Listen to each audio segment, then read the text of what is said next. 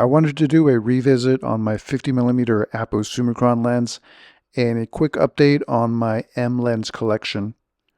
I noticed on my last video that the audio was not good. I was using a wireless microphone and I think I was not holding it close enough, so I won't be doing that anymore.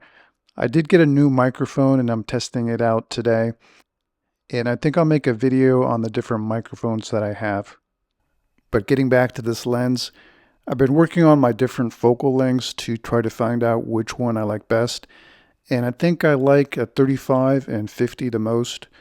I'm not so great at 28mm, and I don't use the 75 too often, but I think a 35 and 50 fit me well.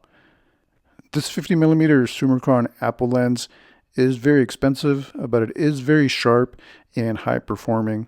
I had the 50mm Summilux before, but I think I value this small and compact size even more than that extra stop of light. And I think the f2.0 still works fairly well in low light situations. The build quality on this lens is excellent. It has a built-in twisting lens shade, and the aperture ring and the focus ring are perfect and just a pleasure to use. You could say that the images come out flat with this lens, especially in the raw images, but you can tweak this in Lightroom to however you want.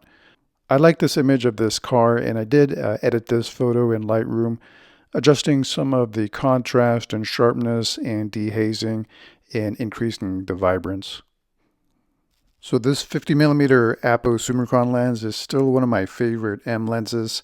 I like the build quality, the compact size of this, and the image quality. I just purchased this last year and I'm still getting more experience with this. But one of my viewers, Ed, did mention that there's a rumor going around that they might update this lens coming up this year. That might be a good thing or a bad thing. I'll just have to see what kind of changes they made.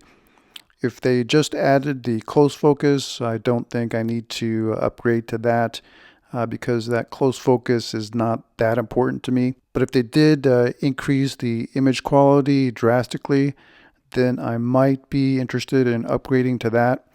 This lens currently does have some chromatic aberration, and ideally I would want an upgraded version which has no chromatic aberration.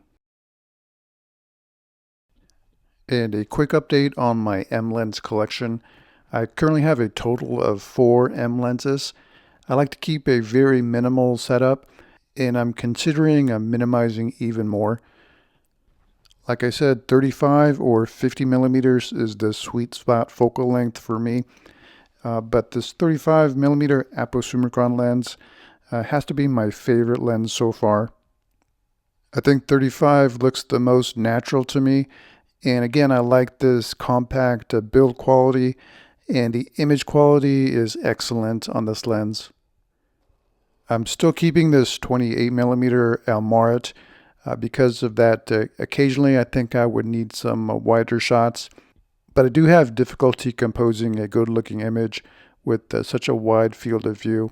But I'm also keeping this to use on my analog Leica MP, just to have a very small and compact lens on that camera, and I don't need the extra speed or extra stop of light on my film camera. I would say this 75mm is my least used lens. For some reason, I just don't enjoy or feel a need for a telephoto lens. Plus, this is such a large lens, and it's front heavy on any of the cameras that I use. It also takes up extra space and weight in the bag if I'm carrying this around. I think 75 as a single lens is not too versatile, so I would have to use a 35 along with this. So this would be the next lens that I would consider selling if I ever do sell another lens. I bought this used, so I wouldn't lose too much money if I sell it. But on the other hand, I wouldn't make too much money either by selling it. So maybe it just might be a better idea to keep this in reserve for the occasional times when I would want to use a 75. Ideally, if I do go out and shoot, or even if I travel, I prefer to just take one lens and one camera body, just to have that compact setup and not worry about having an extra lens with me. And with the M11, this has the ability to crop in camera. So that, along with the 60 megapixel sensor, it's like having two lenses in one, because I can use the 35 and crop in camera to 50, or I can use the 50 and crop in camera down to 75. And I think having two APO Summicron lenses is a good compromise between the compact size and weight of the lens and the low light capability with the f2.0. I did have a couple Summilux lenses before, but I ended up trading them for the APO Summicrons, and I think that was a good decision for me. But let me know in the comments, do you use 75, and do you think a 75 is worth keeping in the lens collection?